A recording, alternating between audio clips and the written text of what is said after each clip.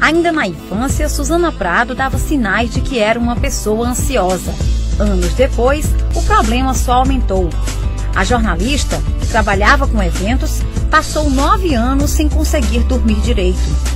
Sempre preocupada e achando que algo poderia dar errado, ela sofria antecipadamente. A ansiedade transformou Suzana numa pessoa insegura. Diariamente, ficava de mau humor, com medo de tudo e sem vontade de se alimentar. Na época, não queria mais sair de casa e por pouco não abandonou o trabalho. Eu ficava muito isolada às vezes, né? Às vezes as pessoas chegavam para mim, você está onde? Você se escondeu? Não, era a doença que estava acontecendo e eu não estava percebendo isso em mim. Este psiquiatra explica que existem vários tipos de distúrbios de ansiedade. Geralmente, incluem medo excessivo, pânico e temor, que atrapalham na realização das atividades diárias. Um distúrbio de ansiedade é um problema médico e psiquiátrico que deve ser tratado. A ansiedade ou a angústia surge quando há uma certa insegurança, há um certo risco. E se é relacionada essa angústia, a ansiedade a uma situação, a pessoa pode ser trabalhada simplesmente do ponto de vista psicológico, como eu descrevi. Outras vezes, esta ansiedade é de fundo orgânico, vital, e independente de qualquer situação. Neste caso, é necessário um tratamento farmacológico. Suzana fez tratamento e hoje está curada. Conseguiu controlar a ansiedade e tudo voltou ao normal. Hoje, ela se sente uma pessoa segura e feliz. Hoje eu me amo mais, hoje eu me sinto uma pessoa mais bonita, hoje eu me sinto uma pessoa mais feliz. Tá? Reorganizei a minha alimentação, faço caminhadas, entendeu? Então, assim, é começar a gostar de si mais. Doutores, a gente viu aí alguns exemplos de outros distúrbios provocados pela ansiedade. É tudo isso mesmo? A ansiedade ela pode provocar falta de apetite, mau humor e outros problemas? Na realidade, a ansiedade, ela produz mais um estímulo do indivíduo a alimentar, a comer mais, um pouco mais. Então, a pessoa utiliza realmente o alívio da sua ansiedade, geralmente, através do prazer oral, da boca, comer. Por isso que muitas dessas pessoas, às vezes, elas engordam bastante e criam um quadro, inclusive, de obesidade, como foi citado aqui pelo Dr. Marcos. E, de um modo geral, são muito poucas aquelas pacientes que apresentam uma dificuldade de alimentação ou falta de apetite. A ansiedade, geralmente, ele faz comer um pouco mais do que ter falta de apetite. O mau humor eu não sabia, mas é comum, doutor? A pessoa que apresenta mau humor, na realidade, ela pode até ter um transtorno específico, que a gente chama de disforia, né? Que já é um transtorno do humor, é um pouquinho diferente. Então, eu acho que o principal é a pessoa perceber que tem alguma coisa errada com ela. Pode ser ansiedade, pode ser disforia, pode ser depressão, pode ser um tipo de fobia específica, pode ser um trauma psicológico. Uma vez que ela percebe que há algum tipo de problema, ela deve procurar realmente um médico. E não acredito que deva ser necessariamente um neurologista ou necessariamente um psiquiatra.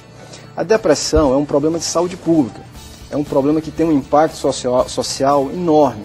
E todo médico, mesmo um clínico geral, um cardiologista, um neurologista, um psiquiatra, qualquer médico e até qualquer profissional de outras áreas da saúde, ele deve estar preparado, no mínimo, para receber o paciente, fazer um diagnóstico prévio, pelo menos, e saber orientar esse paciente.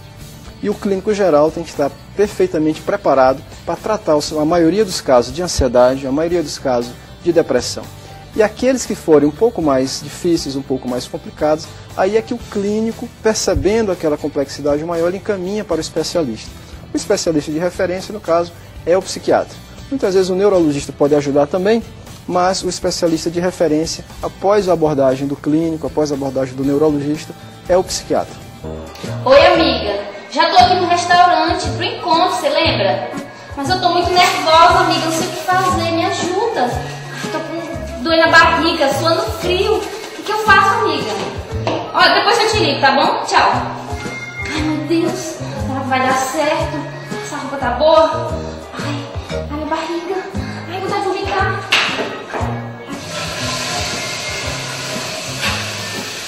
Eu tô muito ansioso. Será que ela vai gostar de mim? Será que ela vai me achar bonito? Esse cabelo não tá legal. Eita, de novo? Doutores, enfrentar tudo isso que a gente viu não é fácil, hein? Como é que a gente faz para ajudar nossos personagens?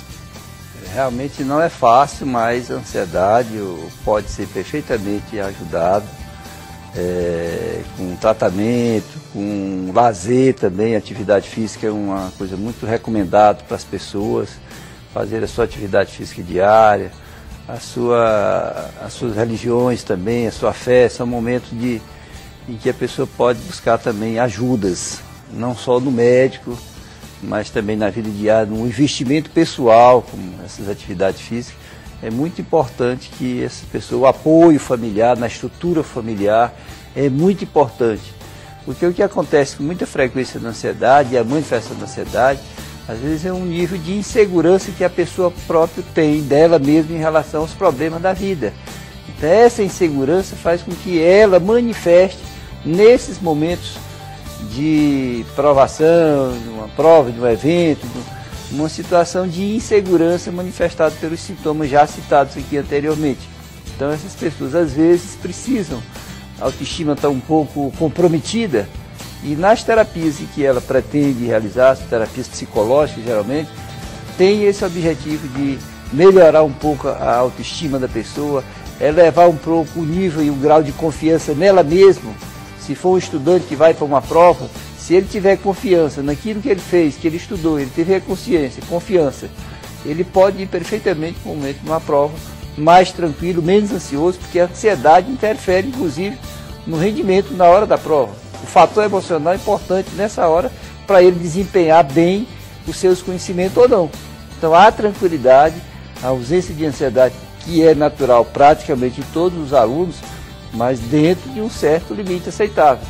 Recomenda-se, inclusive, às vezes, que a pessoa, antes de se dirigir a um evento desse aí, faça uns 5 ou 6 respirações intensas e profundas antes de ir para poder relaxar um pouco. Você chega a passar mal mesmo, né? Chega, tem pessoas que chegam a passar mal. Tal é sintoma de falta de ar que ocorre também na ansiedade. É outro sintoma muito frequente. Inclusive, nós temos exemplos da cantora Adele, que está aí, uma cantora conhecida internacionalmente, e ela já explicou várias vezes que ela tem essa síndrome, ela tem medo de entrar no palco às vezes. Já chegou inclusive a ficar sem voz. Não tenha dúvida, tem muitos cantores famosos de anos e anos, ainda hoje quando vão pisar no palco do evento, eles colocam mesmo que tem ansiedade, as mãos ficam frias, o coração bate rápido. E pode até mesmo cair com ansiedade. Pode ser perigoso, né? Pode. Doutores, nós temos perguntas para vocês dos nossos telespectadores. Pois é. Doutor, ansiedade pode ter início por causa de problemas fixos? Então, doutor Sabri, a ansiedade, ela pode ter início por causa de outros problemas físicos? Com certeza, né? A ansiedade, ela precisa haver, em primeiro lugar, uma estrutura genética que predisponha ao desenvolvimento de ansiedade. Em segundo lugar, uma estrutura psicológica que também predispõe ao desenvolvimento de ansiedade. E uma terceira coisa são as situações que a pessoa passa que são desencadeantes da ansiedade, tá certo? Então, uma estrutura genética, uma estrutura psicológica e os desencadeantes da ansiedade. Muitas vezes um problema que poderia ser facilmente conduzido por uma pessoa, mas se ela tem um componente genético e um componente psicológico, aquele mesmo problema desencadeia ansiedade naquela pessoa e o mesmo problema não desencadeia ansiedade numa outra pessoa, porque a sua estrutura genética e a sua estrutura psicológica é diferente, né? Então, os problemas do dia a dia não são exatamente causa, mas em geral eles são desencadeantes da ansiedade. É preciso ter uma estrutura psicológica e uma estrutura genética predisposta ao desenvolvimento da ansiedade.